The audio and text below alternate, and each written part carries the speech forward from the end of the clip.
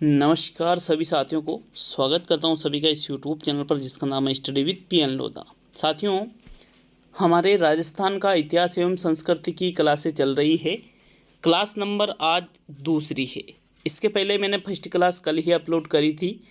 देखिए, राजस्थान जी के इतिहास हम पढ़ रहे हैं, जो कि कक्षा 6 से 12वीं तक की जो एनसीईआरटी और आरबीएससी की किताबें हैं, वहाँ से इन चीज़ों का कलेक्शन करके मैं आपके सामने प्रस्तुत कर रहा हूँ।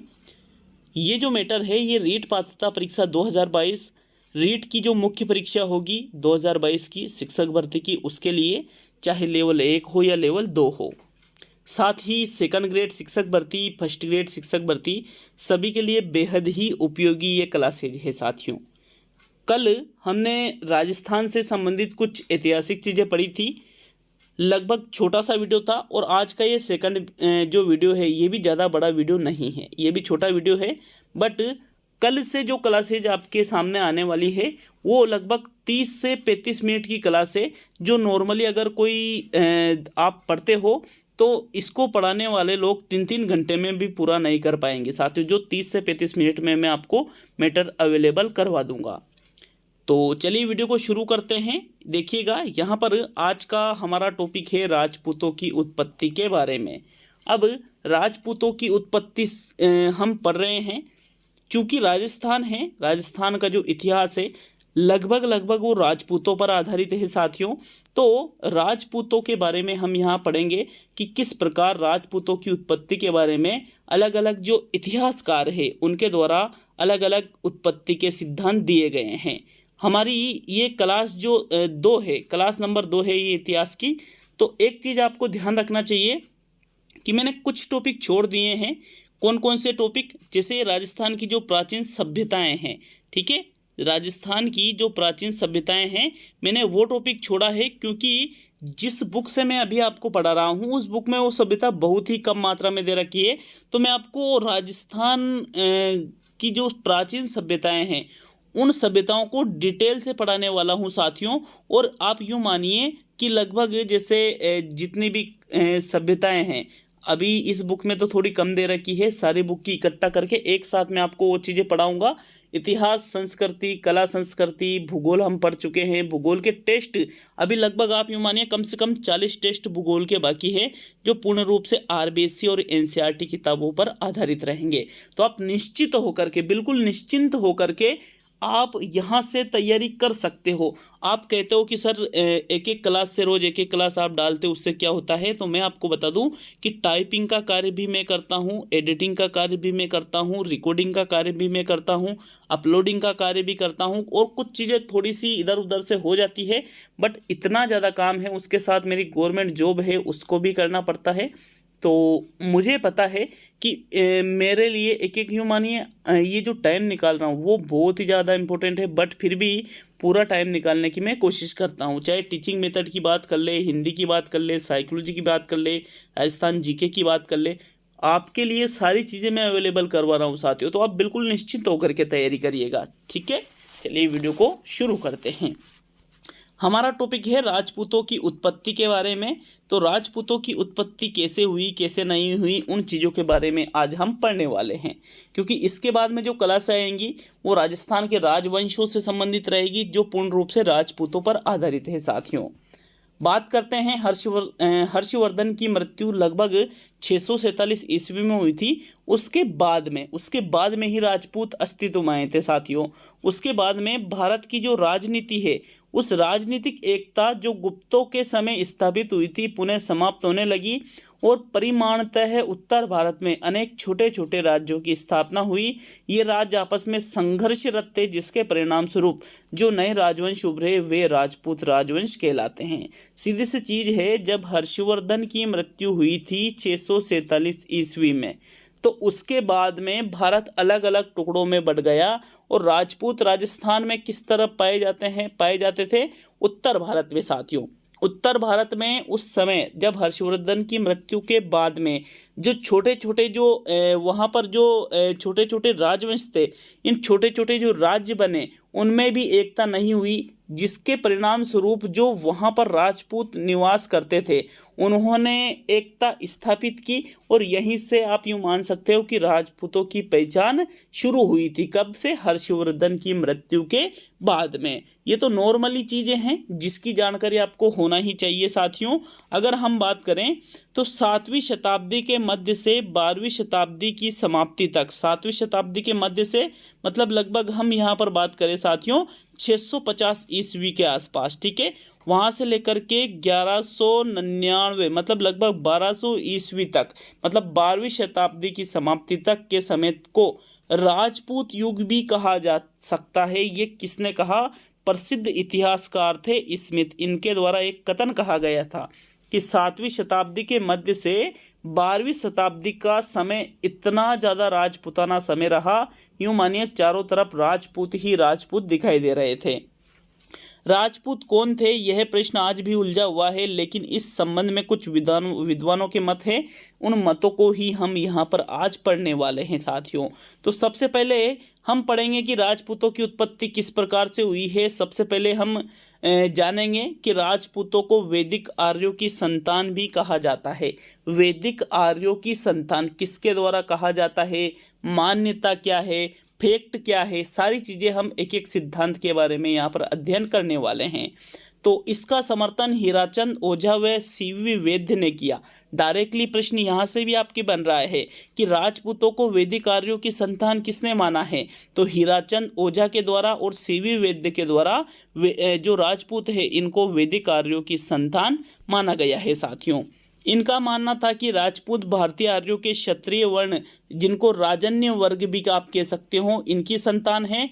इनके कथा अनुसार राजपूत प्राचीन क्षत्रियों की तरह अश्व तथा अस्त्र की पूजा करते थे। जिन्होंने वहाँ पर जो पौराणिक कथाएं बताई है राजपूतों के बारे में, वो सारी चीज़ें इन्होंने जो बताई है साथियों। क्या मानना था कि राजपूत प्राचीन समय में अश्व की पूजा करते थे, अस्त्र की पूजा करते थे, और ये वैदिक आर्यों की संतान थे। कौन थे वैदिक आर्यों की संतान? राजपूत थे। ऐसा किसका मानना था? हीराचंद ओझा और सीवी वैद्य ने ऐसा माना था साथियों। और इनका क्या मानना था? वैदिक आर्यों की संतान तो थे, लेकिन ये क्षत्रिय वर्ण के लोग थे। कैसे वर्ण के? क्षत्रिय, जो एक तरह से युद्ध में लड़ने का कार्य करते थे साथियों, राजपूत। तो ऐसा हीराचंद ओझा व सीवी वैद्य का मानना था। हमने सबसे पहले क्या देखा? राजपूत किसकी संतान है? वैदिक आर्यों की संतान है। किसका मानना था? हीराचंद ओझा और सीवी वैद्य का ऐसा मानना था। किस वर्ण की संतान है? क्षत्रिय वर्ण की, या फिर आप राजन्य वर्ग भी इसको आप कह सकते हो साथियों। नेक्स्ट दूसरे नंबर पे बात करें तो दूसरा सिद्धांत आता है राजपूतों की उत्पत्ति से संबंधित अग्निकुंड से उत्पन्न, कि राजपूतों की उत्पत्ति किससे हुई है? अग्निकुंड से हुई है साथियों। अब इसके बारे में किसका क्या कथन है? चंद्रबरदाई ने ऐसा माना है कि राजपूतों की उत्पत्ति अग्निकुंड से हुई है। अब चंद्रबरदाई कौन था? अजमेर के शासक पृथ्वीराज तृतीय का दरबारी विद्वान था चंद्रबरदाई। देखो, अब आप यूं मत कहना कि ये कौन था, क्योंकि आने वाली जो क्लासें हैं, इन क्लासों में इनके ही बारे में हम पढ़ने वाले हैं। तो सबसे ज़्यादा जानकारी आपको आने वाली क्लासों में मिल जाएगी। तो दूसरा जो हम सिद्धांत पढ़ रहे हैं कि राजपूतों की उत्पत्ति किससे हुई है? अग्निकुंड से हुई है। किसका मानना था? ऐसा चंद्रबरदाई का मानना था। और चंद्रबरदाई कौन था साथियों? अजमेर का शासक है पृथ्वीराज तृतीय, इसका दरबारी विद्वान था चंद्रबरदाई। इसने क्या बताया? राजपूतों की उत्पत्ति किससे हुई है? अग्निकुंड से हुई है। प्रश्न क्या पूछा जा सकता है कि राजपूतों की उत्पत्ति अग्निकुंड से हुई है, ऐसा किसका मानना था? तो आपका सीधा सा उत्तर रहेगा चंद्रबरदाई का ऐसा मानना था। साथियों, चंद्रबरदाई का एक प्रसिद्ध ग्रंथ था जिसका नाम है पृथ्वीराज रासो। इस ग्रंथ में इन्होंने यह बताया है कि राजपूतों की उत्पत्ति किससे हुई है? अग्निकुंड से हुई है। तो एक प्रश्न यहाँ से भी आपके बन जाता है एग्जाम के लिए कि चंद्रबरदाई ने अपने कौन से ग्रंथ में राजपूतों की उत्पत्ति अग्निकुंड से हुई है ऐसा बताया है? तो आपको ग्रंथ का नाम भी याद रखना है, पृथ्वीराज रासो नामक ग्रंथ इन्होंने लिखा था। इस ग्रंथ में ही इन्होंने ये बताया कि राजपूतों की उत्पत्ति किससे हुई है? अग्निकुंड से हुई है। साथियों, बहुत ही दिलचस्प एक कथा है।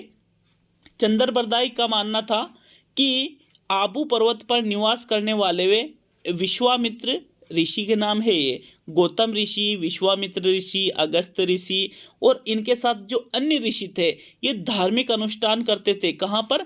आबू पर्वत पर।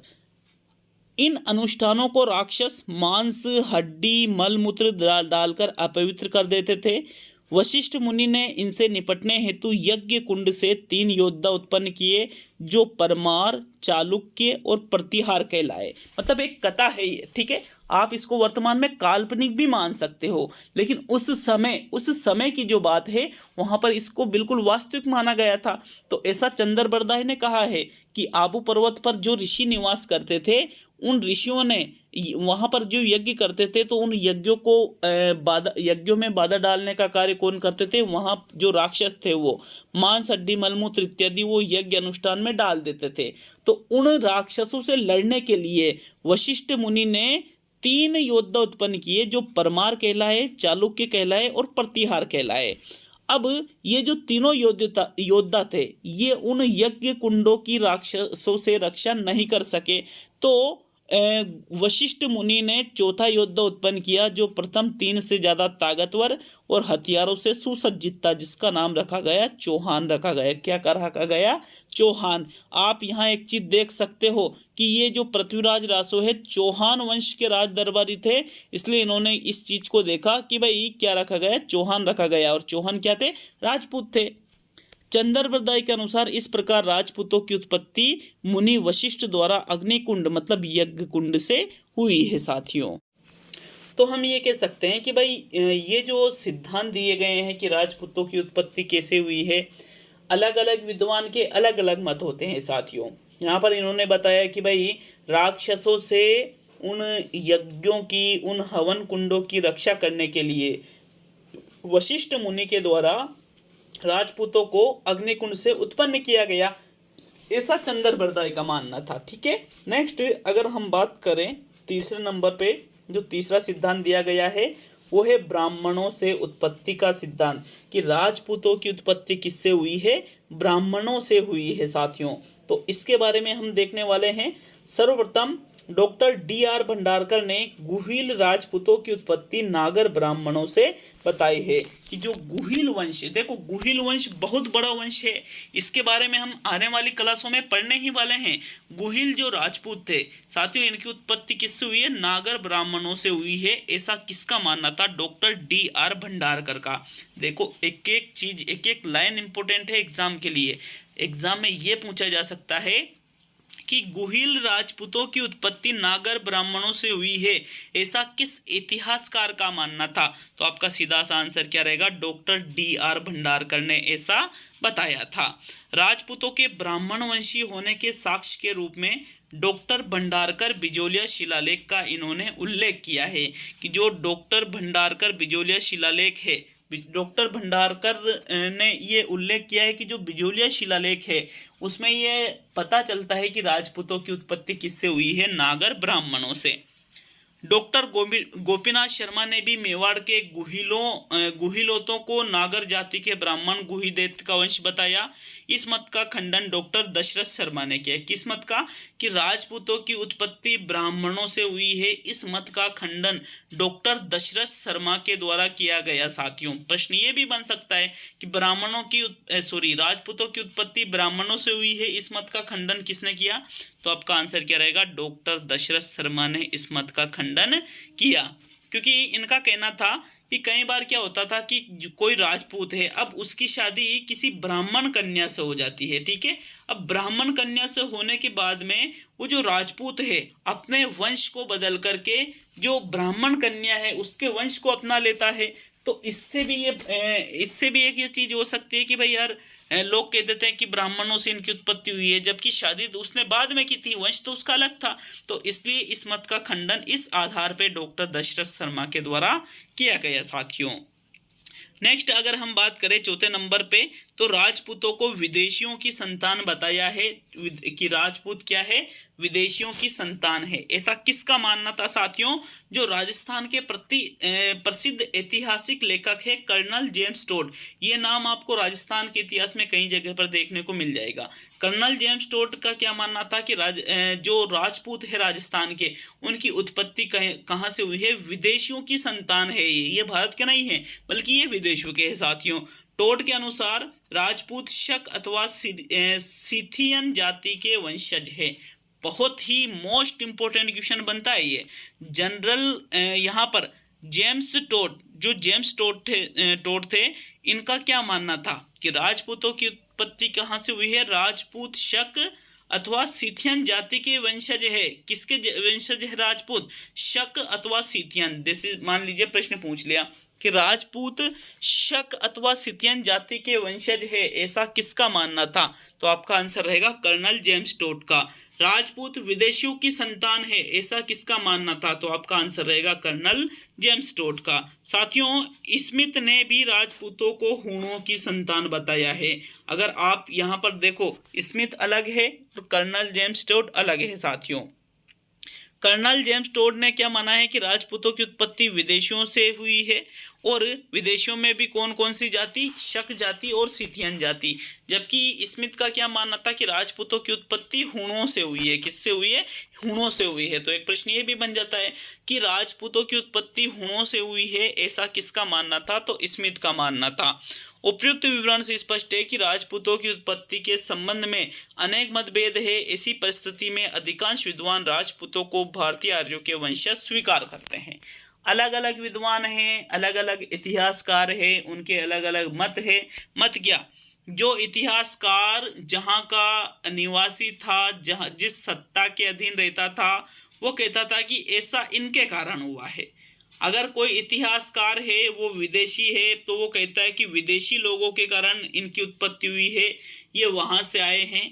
अगर कोई इतिहासकार किसी राजा के यहाँ पर काम करता था, तो वो अपने राजा की जो वंश है उसके अनुसार कार्य करता था साथियों। तो ये चीज़ें मतलब उस समय के अनुकूल चीज़ें थी, जो वहाँ पर वो समय चल रहा था उसी पर आधारित ये चीज़ें हुआ करती थी। बाकी कोई फैक्ट नहीं है कि कैसे क्या हुआ, कैसे क्या नहीं हुआ। बाकी इन चीज़ों को अपने को याद करना पड़ेगा, क्योंकि एग्जाम में ये चीज़ें पूछी जाएगी। समझ रहे हो ना आप मेरी बात को? तो आप निश्चित रहिएगा, अगली क्लास से आपको 30 से 35 मिनट की क्लास रेगुलर मिलने वाली है। और यहाँ पर हम कला एवं संस्कृति की लगभग 40 क्लास के आसपास पढ़ने वाले हैं साथियों। तो आप बिल्कुल निश्चित रहिए। राजस्थान भूगोल, कला एवं संस्कृति, इतिहास सभी की आपकी टेस्ट सीरीज भी निःशुल्क ही आयोजित की जाएगी इस यूट्यूब चैनल पर। तो आप लगातार तैयारी करें, और कोई प्रॉब्लम हो तो नीचे आप कमेंट बॉक्स में हमें बता सकते हो। मिलते हैं अगले वीडियो में। बहुत बहुत धन्यवाद सभी का।